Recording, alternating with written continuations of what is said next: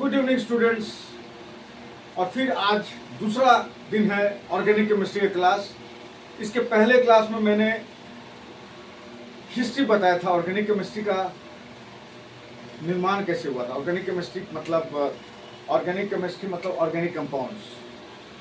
थोड़ा सा class start करने के पहले थोड़ा सा संक्षेप में बता देता हूँ कि ऑर्गेनिक केमिस्ट्री में पहले कंपाउंड्स बहुत कम हुआ करते थे। ये धारणा थी कि ऑर्गेनिक कंपाउंड्स जो होते हैं वो लिविंग प्लांट्स और एनिमल्स से ही प्राप्त हो सकते हैं, इसका विकल्प और है ही नहीं। तो ये धारणा बन गई और फिर एक वाइटल फोर्स थ्योरी आया और वाइटल फोर्स थ्योरी ने ये किया कि ऑर्गेनिक कंपाउंड जो हैं वो सिर्फ प्लांट्स और एनिमल्स के द्वारा ही पाए जाएंगे और किसी के द्वारा नहीं पाए जाएंगे, उसका उत्पन्न नहीं हो सकता, उसकी प्राप्ति नहीं हो सकती है। मगर बोलर एक साइंटिस्ट थे और उन्होंने लेबोरेटरी में सिंथेसाइज किया यूरिया का। तो ये जो वाइटल फोर्स थ्योरी है उसका जो धारणा था वो खत्म हो गया। तो आज कल जो है इस चीज़ की जानकारी के लिए आप मेरा इसके पहले वाला जो वीडियो है उसको आप देखिएगा। और फिर आज मैं जो पढ़ाने वाला हूँ नोमेनक्लेचर जो है उसके बारे में पढ़ाने वाला हूँ। तो चलिए स्टार्ट करते हैं। तो ये है ऑर्गेनिक केमिस्ट्री में नोमेनक्लेचर।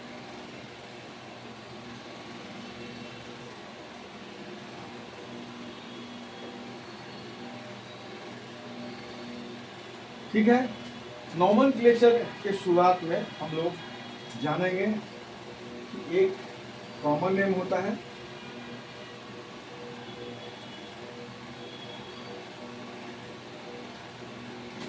और एक होता है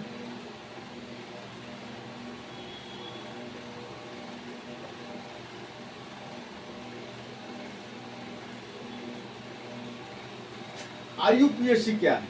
international union for pure and applied chemistry. ये हो गया IUPAC कॉमन नेम। जैसे कि हम लोग देखते हैं कि घर में किसी का नाम होता है जो लोग ज़्यादातर बोलते हैं, जो किसी लड़के का या किसी का हो, और मगर उसका जो ऑफिशियल नेम है अलग होता है। ठीक है, उसी तरह से कॉमन नेम है, जो कॉमन नेम से लोग उसको जानते हैं तो कॉमन नेम आएगा। मगर इंटरनेशनली पूरे वर्ल्ड में ये IUPAC का वर्ड जो यूज होता है इसका मतलब यही होता है। ओके, तो चलिए हम लोग स्टार्ट करते हैं। और पहला जो ऑर्गेनिक कंपाउंड जो हम लोग स्टार्ट करते हैं वो हाइड्रोकार्बन है।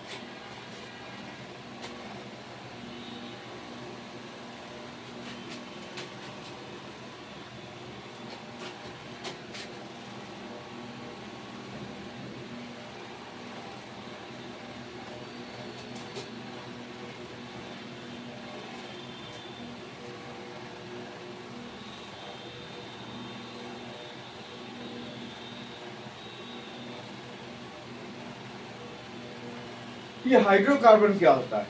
हाइड्रोकार्बन वो कंपाउंड्स होते हैं जो हाइड्रोजन कार्बन का ही बना हुआ है, उसमें और भी कोई दूसरे एलिमेंट्स नहीं होंगे। तो हाइड्रोकार्बन जो है वो बेसिक ऑर्गेनिक कंपाउंड्स हैं। और हाइड्रोकार्बन 3 प्रकार के होते हैं।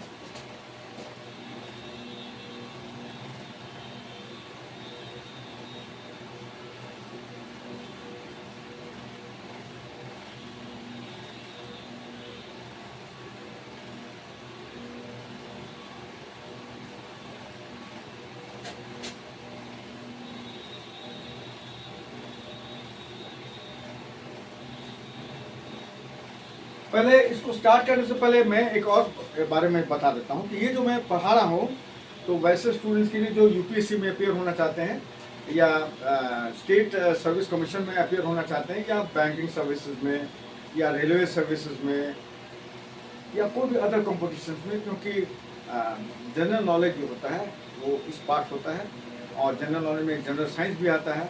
तो आपको इसका नॉलेज रखना पड़ेगा, क्योंकि ये जो मैं सभी चीज़ें पढ़ा रहा हूँ तो बेसिक चीज़ें मैं पढ़ा रहा हूँ जिसकी जानकारी आपको रखनी चाहिए जब आप कोई कंपटीशन देने जा रहे हैं। तो चलिए, ये एल्केन, एल्कीन और एल्काइन। ठीक है, अब हम एल्केन से शुरू करते हैं। ठीक है, एल्केन। तो ये एल्केन क्या होता है? इसमें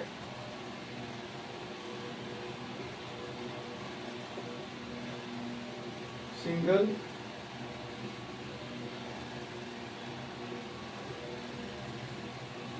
कोवेलेंट बॉन्ड होता है। एल्कीन्स में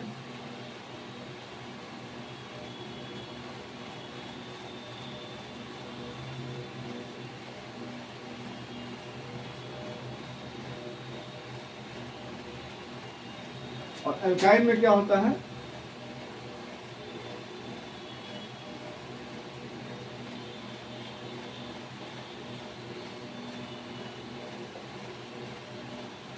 यानी अगर कार्बन लेते हैं तो ये सिंगल बॉन्ड हो गया, अगर दो है तो डबल बॉन्ड हुआ, ट्रिपल बॉन्ड हुआ।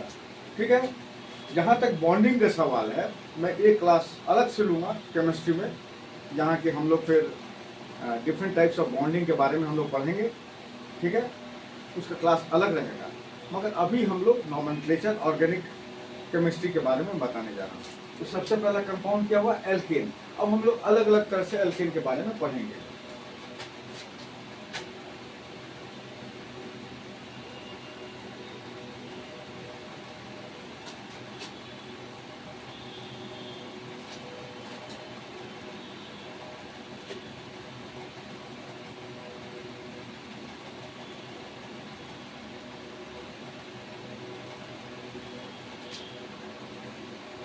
एल्केन का जनरल फॉर्मूला होता है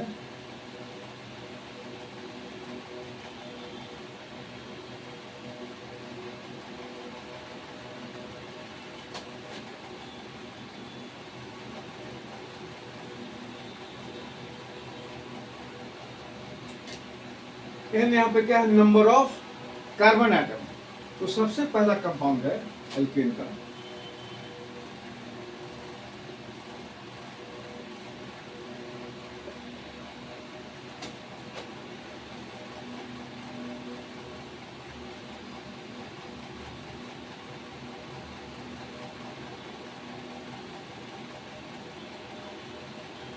एल्केन में हम लोग क्या है, और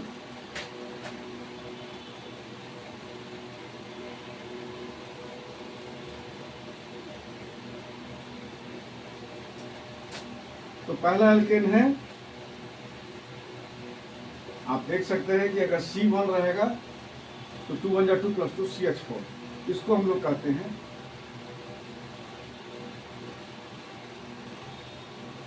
मीथेन। अब मीथेन जो है इसका आईपीएससी में नाम अभी नहीं है, क्योंकि हम लोग कुछ तक चलेंगे, फिर देखेंगे आईपीएससी में इसका नाम कैसे हो जाता है। फिर दूसरा है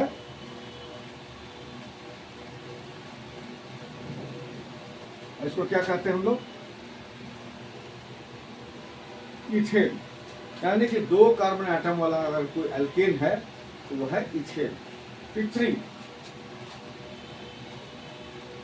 अब बताइए कि अगर 3 है, C3 है तो 2, उसको 2 से मल्टीप्लाई कीजिए, 2 3 6 + 2 8। ठीक है, इसको क्या कहते हैं,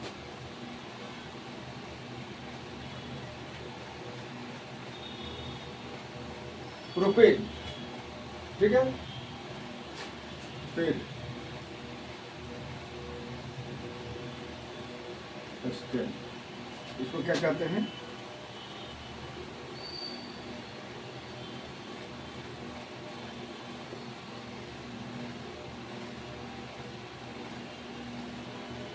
अब क्या है कि यहाँ पर कुछ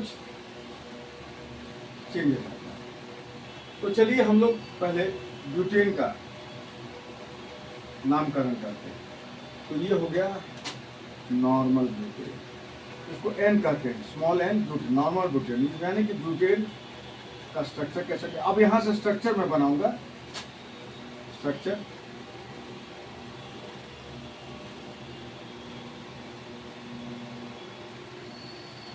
चलिए मैं यहाँ भी स्ट्रक्चर बना देता हूँ। मीथेन का कैसा स्ट्रक्चर होगा, यहाँ ऊपर में बना देता हूँ, मीथेन का ऐसे होगा।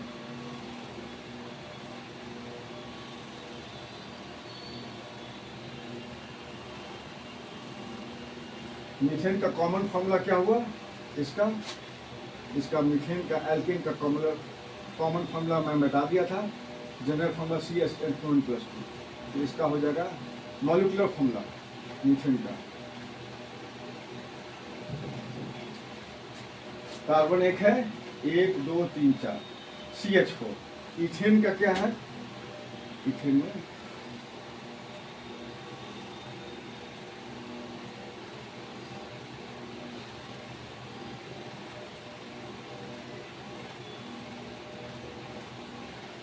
और इथेन का कॉमन ही हो गया इसका।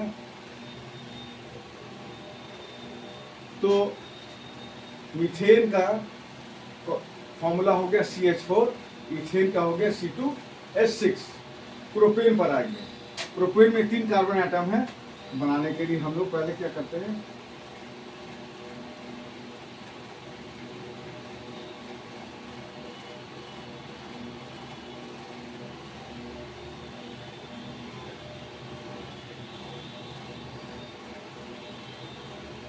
और ये हो गया C3H8। आप देख रहे होंगे IUPAC नाम यहाँ पर नहीं दिया गया, ठीक है। Propane propane. अब यहाँ से क्या होता है, नॉर्मल ब्यूटेन। अब ब्यूटेन में यहाँ पर एक आइसोमेरिज्म होता है, उसका मैं चैप्टर अलग से पढ़ाऊंगा। एक सिंपल से एग्जांपल देता हूँ कि ये भी हो सकता है ब्यूटेन में।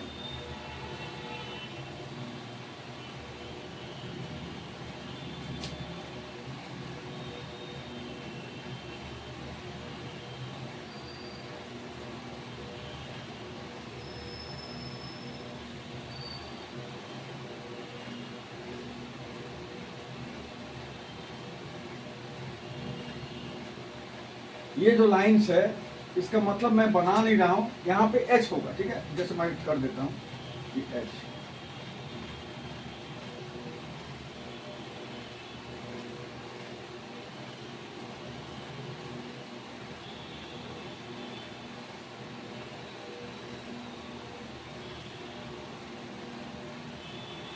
ठीक है। इसका भी मॉलिक्यूलर फॉर्मूला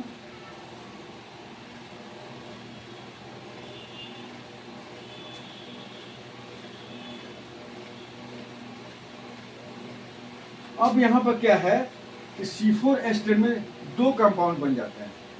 यही कारण है, मैं आपको बताया था ना कैटेनेशन प्रॉपर्टी इसके पहले वाले क्लास में, कि कार्बन जो है वो स्ट्रेट चेन में भी बना सकता है, ब्रांच चेन में भी बना सकता है। तो ये वाला स्ट्रेट चेन है, इसका कॉमन नेम क्या हो गया,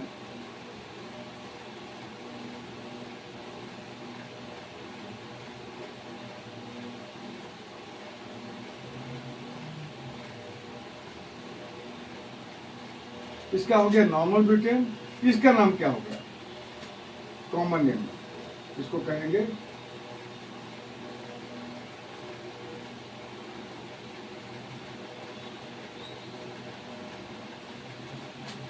straight chain butane branch chain. ये देखिए यहाँ से ब्रांचिंग करके 1 2 3 और 4 बीच में है, ठीक है। तो इसका कॉमन नेम। अब क्या है कि नोमेनक्लेचर में जहां पर ब्यूटेन से जो स्टार्ट होता है, यही से स्टार्ट होता है, तो यहाँ पर ये स्ट्रेट चेन है 1 2 3 4, ये स्ट्रेट चेन है। और यह ब्रांचिंग है, देखिए 1 2 3 और यहाँ पर ब्रांच है C, ठीक है। दोनों का मॉलिक्यूलर फॉर्मूला सेम है, यानी कि दोनों का मॉलिक्यूलर फॉर्मूला C4H10 है, दोनों का। ये भी इसका भी है, इसका भी है, C4H10 दोनों का।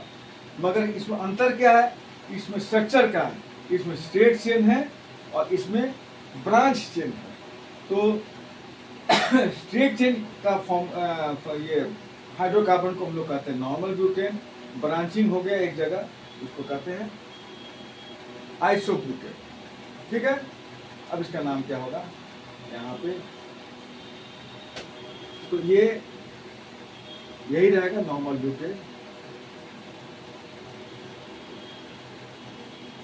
और यहाँ पर देखिए ब्रांचिंग के लिए 1 2 3। अब ब्रांचिंग के लिए हम लोग सबसे बड़ा कार्बन चेन का करते हैं। तो सबसे बड़ा कार्बन चेन तो 3 हो गया, यहाँ से काउंटिंग करते हैं 1 2 3, यहाँ से करिए, यहाँ से 1 2 3 का बात एक ही होगा। 2 पर ब्रांचिंग है कार्बन का। और CH3 क्या होता है ये होता है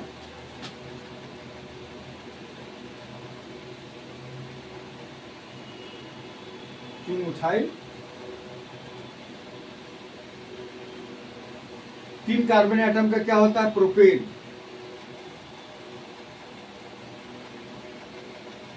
तो IUPAC नेम में यहां से देखिए चेंजेस हो गया, ठीक है। 2 मिथाइल प्रोपेन, इसको कहते हैं आइसोब्यूटेन।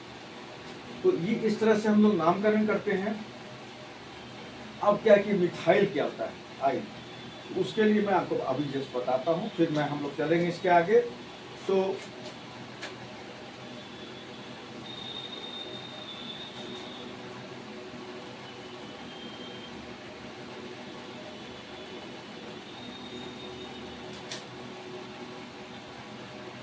अल्काइल रेडिकल,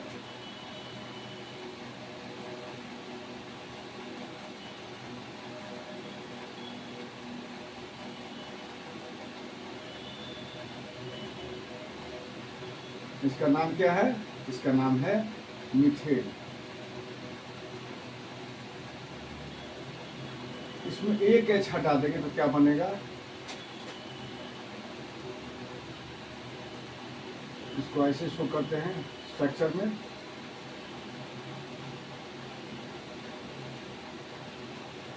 ठीक है। और इसको कहते हैं हम लोग मिथाइल। उसी तरह से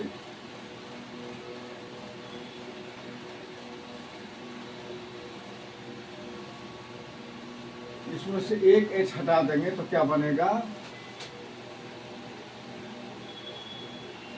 C2H5। इसको कहेंगे हम लोग इथाइल। प्रोपेन से इसमें एक एच घटा देंगे, ये प्रोपेन है।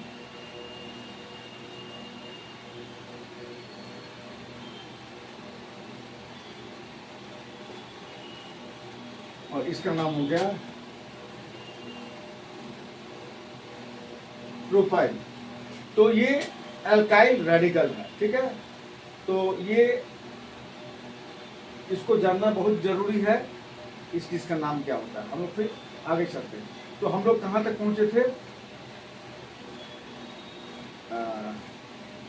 ब्यूटेन तक, ठीक है। अब हम लोग पेंटेन पर चलते हैं, ठीक है। पेंटेन पर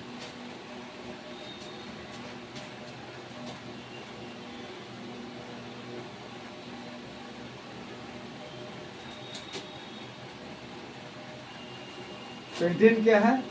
स्पेशल। इसको अलग से मैं बता रहा हूं। ये पेंटेन है,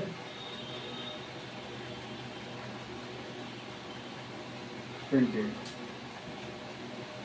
पेंटेन का ये क्या है? इसका फॉर्मूला है एल्केन का क्या है? H। तो पेंटेन हो गया 5, यानी कि C5। 2 5 या 10 + 2 12, यानी कि ये पेंटेन है, ठीक है। अब चलिए हम लोग इसका नामकरण देखते हैं। इसका नाम कैसे हम लोग देखते हैं? तो पहला हम लोग बनाते हैं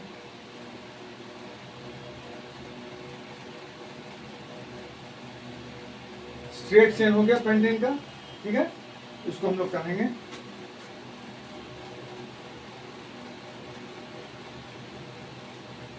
नॉर्मल पेंटेन, स्ट्रेट चेन, ठीक है। IUPAC में वही रहेगा। अब चलिए हम लोग ब्रांचिंग करते हैं।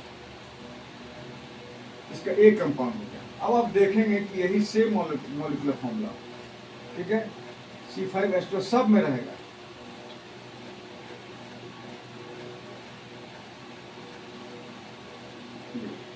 अब देखिए इस कंपाउंड में बाकी सब जो है हैंड्स है वो सब हाइड्रोजन के होते हैं, ये से। तो ये जो है ये दो, इसको हम लोग नंबरिंग करेंगे। ये सेम कंपाउंड को ऐसे भी हम लोग नंबरिंग कर सकते हैं।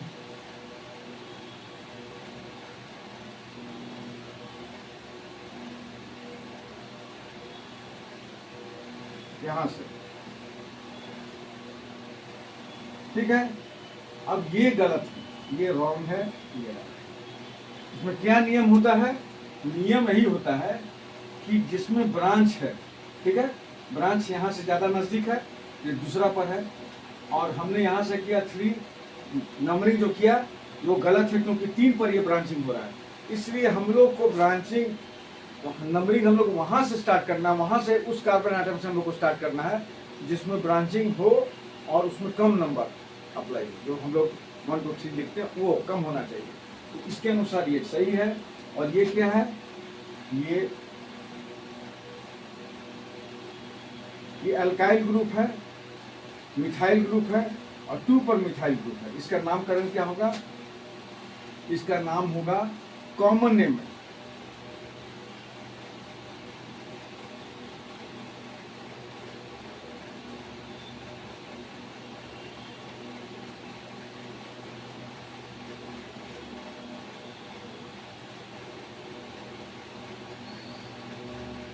Isopentane common name. IUPAC name क्या होगा, 2 पर ये मिथाइल ग्रुप है, CH3 मिथाइल ग्रुप है, इसलिए आईयूपीएसी नेम है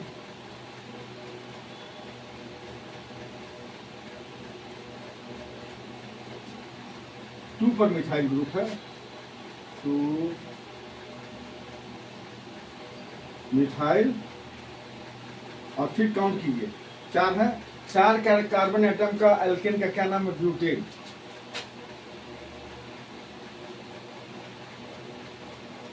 तो आपने देखा कि इसको ऑब्जर्व कीजिएगा कि दोनों कंपाउंड्स, इस नॉमेनक्लेचर है, ये कंपाउंड और ये कंपाउंड, ठीक है। इसका और भी कोई अरेंजमेंट हो सकता है, यस।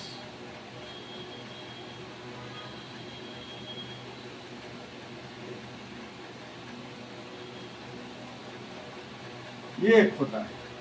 अगर आप नंबरिंग यहाँ से भी कीजिएगा तो ब्रांचिंग 2 पर आएगा, यहाँ से कीजिएगा तो 2 पर आएगा, यानी कि कहीं से भी आप कीजिए आंसर वही होगा। अब आप देखिए 2 कार्बन एटम पर एक मिथाइल यहाँ है, एक मिथाइल यहाँ है, इसलिए इसको हम क्या कहेंगे, कॉमन नेम इसको क्या कहेंगे, इसको कहेंगे नियो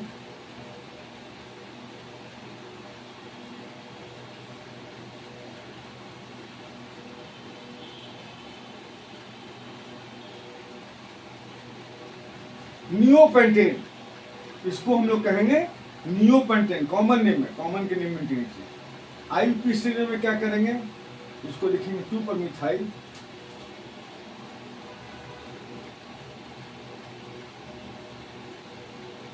अगेन 2 पर यहां मिथाइल,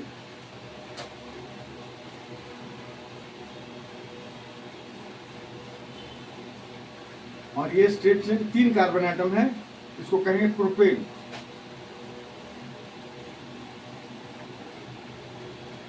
तो ये वाला जो है ये आईयूपीएसी नेम है। इसको हम लोग इस तरह से और भी लिख सकते हैं, 2 ये कॉमन है, 2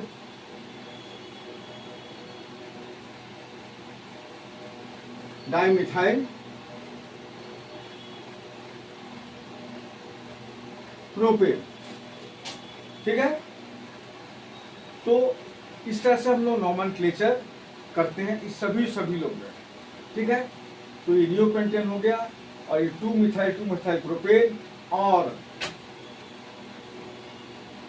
2 डाइमिथाइल प्रोपेन। तो इसमें पहला ये हो गया, दूसरा ये हो गया, तीसरा, इन तीनों में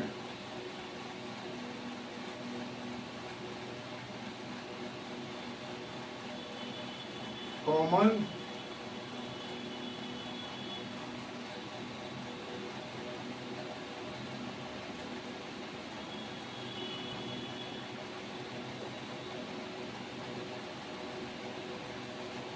तीनों 1 2 3 तीनों 5 कार्बन एटम का मॉलिक्यूलर फॉर्मूला सेम है। मगर आप देख सकते हैं ये स्ट्रेट चेन है, ये भी जो है ब्रांच चेन है, मगर इसमें एक ही ब्रांचिंग है, और तीसरा वाला में 2 ब्रांचिंग है, मगर तीनों का मॉलिक्यूलर फॉर्मूला सेम है। यहाँ क्या ऑब्जर्व कर रहे हैं, यहाँ पर मॉलिक्यूलर फॉर्मूला सेम है, मगर इनका स्ट्रक्चरल फॉर्मूला विभिन्न है, डिफरेंट है। सो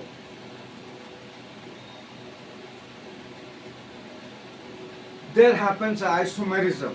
Isomerism is a phenomenon in which the molecular formula of hydrocarbon is same, but they have different structural formula.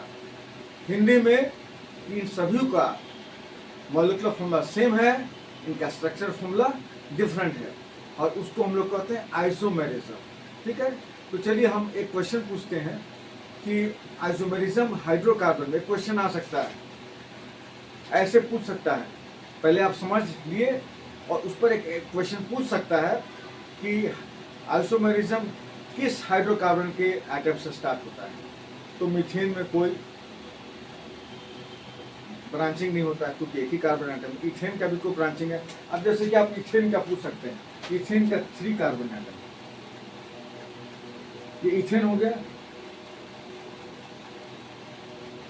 अब इथेन में ब्रांचिंग हो सकते हैं तो ऐसे आप बना सकते हैं, ये तो फायदा है कि आप ऐसे बना सकते हैं तीनों इथेन में। मगर अगर इसको आप इमेजिन कीजिए कि रबड़ है, प्लाई है, इसको अगर खींचेगा तो स्ट्रेट हो जाएगा, यानी कि इसको भी खींचेगा तो ऐसा ही हो जाएगा स्ट्रेट, यानी कि इसमें आइसोमेरिज्म नहीं होगा, इथेन में आइसोमेरिज्म नहीं होगा। अब ब्यूटेन में देखते हैं। ठीक है, ब्यूटेन में देखते हैं। ब्यूटेन के लिए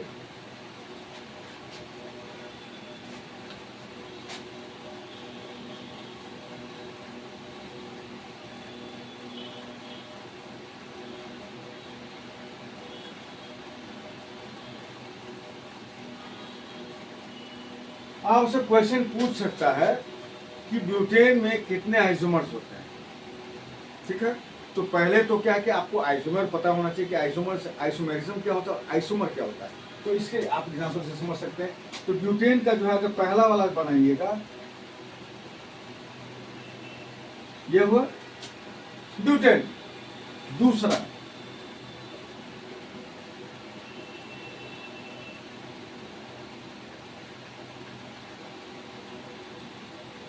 यही, या इधर कार्बन ऊपर कर दीजिए चाहे नीचे कर दीजिए। ठीक है, यानी कि मेरा ब्यूटेन में 2 आइसोमर होता है। 2 आइसोमर, जितने कंपाउंड जो आइसोमेरिज्म शो करते हैं उसको हम लोग आइसोमर कहते हैं। इसमें 2 होगा, यानी कि आइसोमेरिज्म अगर एल्केन्स में स्टार्ट होता है तो ब्यूटेन से स्टार्ट होता है, उसके 2 आइसोमर होते हैं। उसी तरह से मैं क्वेश्चन आपसे पूछता हूँ कि पेंटेन में कितने आइसोमर्स होंगे, हेक्सेन में कितने आइसोमेरिज्म होंगे। तो आप करके बनाइए और इस तरह से करके आप बताइए कि कितना हो सकता है। ठीक है, अब रहा कि हमारे कुछ मैं आपको बताता हूँ, जैसे कुछ कॉमन नेम्स होते हैं, जैसे कि मीथेन को हम लोग मार्स गैस भी कहते हैं। ठीक है, गोबर गैस जो होता है, जो गोबर को सड़ा करके जो गैस बनते हैं वो ये मीथेन ही होते हैं। तो उसमें वो मीथेन जो है इनिशियल होता है। कॉमन नेम जो है एग्जाम्पल मैं बता रहा हूँ। अब जैसे कि गैस हम लोग जो सिलेंडर यूज करते हैं एलपीजी। ठीक है, एलपीजी में कौन से गैस होते हैं, तो उसमें होते हैं ब्यूटेन और आइसोब्यूटेन। ठीक है, जो LPG liquefied petroleum gas. Okay, इसको ध्यान में रखिएगा जरूर। और दूसरा बात है क्या ध्यान में रखेंगे कि आइसोमेरिज्म कहाँ से स्टार्ट होता है, कितने नंबर कार्बन एटम से, वो है आपको ब्यूटेन से। ब्यूटेन का कितना आइसोमर होता है, 2 होता है। कैसे, तो आप देख सकते हैं, इसको हम लोग कहते हैं, कॉमन नेम में कहेंगे नॉर्मल ब्यूटेन, और कॉमन नेम इसको क्या कहेंगे, आइसोब्यूटेन। आइसोब्यूटेन कॉमन नेम में। मगर अगर आईपीएससी लीजिएगा तो इसमें भी तो नॉर्मल ब्यूटेन कहेंगे आईपीएससी में, और इसको कहेंगे मिथाइल ग्रुप यहाँ पर है 2 मिथाइल, ये स्ट्रेट चेन हो गया 3 कार्बन आइटम का 2 मिथाइल इथेन। तो ऐसे भी पूछ सकता है, क्योंकि हाइड्रोकार्बन हमारे लाइफ में बहुत ही मतलब कॉमन चीज़ है, हम लोग यूज़ करते हैं अपने ईंधन में, ब्यूटेन को जलाते हैं, तो ब्यूटेन पर सवाल निश्चित पूछ सकते हैं, बहुत ही कॉमन चीज़ है। तो मैंने इसका आपको एक्सप्लेन कर दिया, और आप जब इसको भली भांति इसको आप एक्सप्लेन कर सकते। मान लीजिए कि आपसे पूछते कि आइसोब्यूटेन का स्ट्रक्चर क्या होगा, और 5-6 चॉइसेस दे देंगे, पूछ सकते हैं, बिकॉज आइसोब्यूटेन हमारे एलपीजी में यूज आते हैं, इसलिए आपसे पूछ सकते हैं। तो इस पर आप ध्यान रखिएगा। तो ये जो है मैंने आपको बताया, आपको मैंने बताया आपको कहाँ तक, आपको मैंने बताया ब्यूटेन 1 2 3 4 ब्यूटेन तक, मैं पेंटेन तक, सॉरी हाँ पेंटेन तक मैं बताया। उसी तरह से हेक्सेन है, हेप्टेन है। और क्या होता है कि फिजिकल प्रॉपर्टीज, ये भी क्वेश्चन पूछ सकता है कि जो इनिशियली जो है, जो हम लोग स्टार्ट करते हैं तो गैसेस में होते हैं, फिर ज़्यादा हाइयर क्लासेस ऑफ हाइड्रोकार्बन में जाइएगा तो लिक्विड हो जाते हैं, ठीक है। और फिर आपने जो वैक्स, जो मोमबत्ती यूज़ करते हैं, ठीक है, वो भी हाइड्रोकार्बन में होते हैं, बहुत हाई लेवल के हाइड्रोकार्बन होते हैं जो कि सॉलिड हो जाते हैं, ठीक है। तो ये सब है। तो अब एक वर्ड आता है होमोलॉगस सीरीज, होमोलॉगस सीरीज।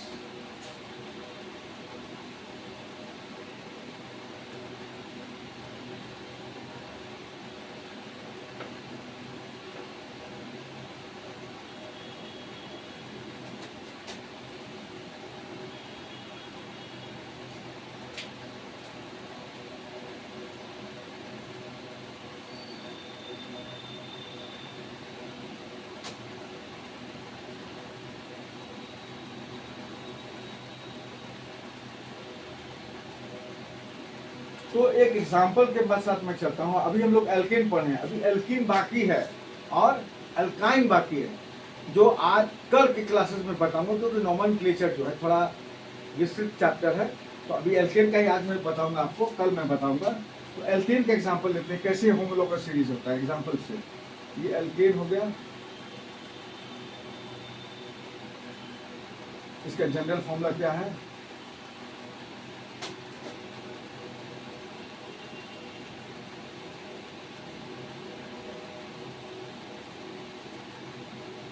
हाँ, फिर होता है मीथेन,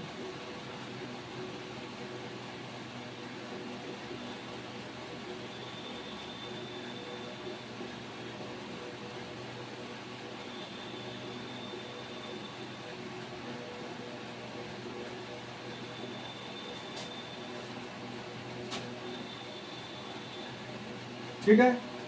अब आप देख रहे हैं कि एक कार्बन आइटम का, 2 कार्बन आइटम का, 3 कार्बन आइटम का, और ये सभी जो होते हैं, सभी का जनरल फॉर्मूला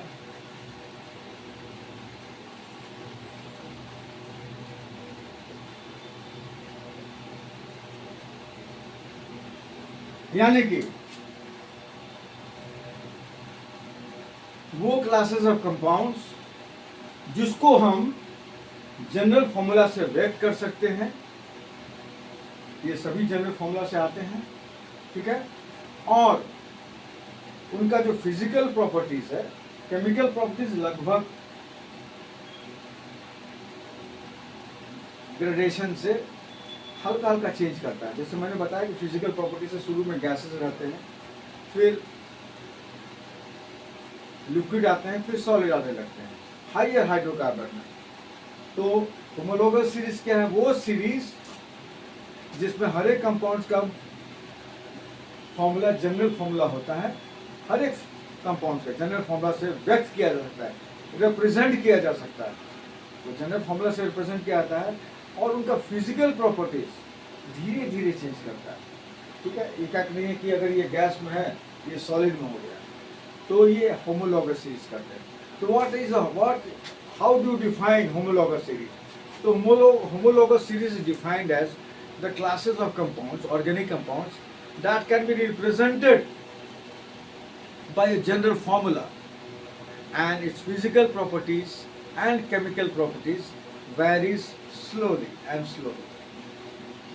तो इस तरह का इसको हम लोग homologous series करते हैं। तो आज का क्लास जो है, मैं एल्केन के बारे में, नोमेनक्लेचर के बारे में बताया। तो और मैं कल मैं क्लास करूँगा, उसमें मैं एल्कीन और अल्काइंस के बारे में, उसके बाद में मैं अल्कोहल्स में आऊँगा, फिर मैं एल्डिहाइड्स में आऊँगा, फिर मैं अमीन्स में आऊँगा। तो बहुत ही आसान है, इसको आप टेंशन मत लीजिएगा, खाली आप उसको देखिए, सुनिए, आप समझ जाइएगा, ठीक है। तो आप लोगों को मैं बेस्ट ऑफ लक करता हूँ। आप लोग को फिर सबसे बड़ा इंपॉर्टेंट चीज़ होता है लाइफ में कॉन्फिडेंस। और कॉन्फिडेंस लाइफ में कैसे आता है? ज्ञान से, नॉलेज से आता है। और ऐसा नहीं कि there is any shortcut method कि सर आप इतना ज़्यादा पढ़ा दिए, इतना हम लोग को तो नहीं जानना है। नहीं, अगर यूपीएससी या स्टेट सर्विस कमीशन या कोई भी कंपटीशन में आप जब भाग लेते हैं तो क्या होता है, वहाँ एक एक क्वेश्चन जो आप सॉल्व करते हैं, अगर एक क्वेश्चन आप गलत देते हैं तो कितना हजारों से आप नीचे उतर जाते हैं। तो आप इसमें कॉम्प्रोमाइज़ नहीं कर सकते, आपको जानना ही है। सो मैं आप लोग को बेस्ट ऑफ लक करता हूँ। नॉलेज को गेन कीजिए, कॉन्फिडेंस गेन कीजिए, चाहे वो केमिस्ट्री हो, चाहे वो फिजिक्स हो, चाहे वो बायोलॉजी हो। मैं आपको फिजिक्स भी पढ़ाया, मैं आपको केमिस्ट्री भी पढ़ाया, क्योंकि उतना नॉलेज आपको रखना है, तब आप जाके यूपीएससी आप निकाल सकते हैं। यूपीएससी जो है बहुत ही सबसे बड़ा टफ एग्जामिनेशन होता है, तो उसमें कहीं कॉम्प्रोमाइज़ नहीं होता, ठीक है। चाहे वो केमिस्ट्री हो, फिजिक्स हो, बायोलॉजी हो, हिस्ट्री हो, ज्योग्राफी हो, सभी का एक विशेष नॉलेज आपको रखना पड़ता है, बहुत पढ़ाई करनी पड़ती है, तभी जाके आप एक आईएएस ऑफिसर बनते हैं, आईपीएस ऑफिसर बनते हैं, या स्टेट सर्विसेज में डीएसपी बनते हैं, या बीडीओ बनते हैं, या सर्किल ऑफिसर बनते हैं। तो उस पोस्ट को पाने के लिए आपको तो मेहनत करनी पड़ेगी। सो मैं आप लोग को बेस्ट ऑफ लक कहता हूँ कि आप इसको जरूर सुने, इस वीडियो को देखें, सिर्फ समझें, और यदि आप अपने नोटबुक में कुछ कुछ उतार सकते हैं, मेन इम्पॉर्टेंट पॉइंट्स को उतार सकते हैं, तो नोटबुक में ज़रूर उतार लीजिएगा। इससे आपको बहुत ही मदद होगा। आप उसको जब भी आप रिवीजन करेंगे एग्जामिनेशन के लिए, तो आपको बहुत ही फ़ायदा करेगा। तो थैंक यू मेरे वीडियो को वॉच करने के लिए। इसी तरह से आप मन लगा के पढ़िए, ध्यान रख के पढ़िए, और एक दिन जीत हमारी ज़रूर हासिल होगी। Thank you.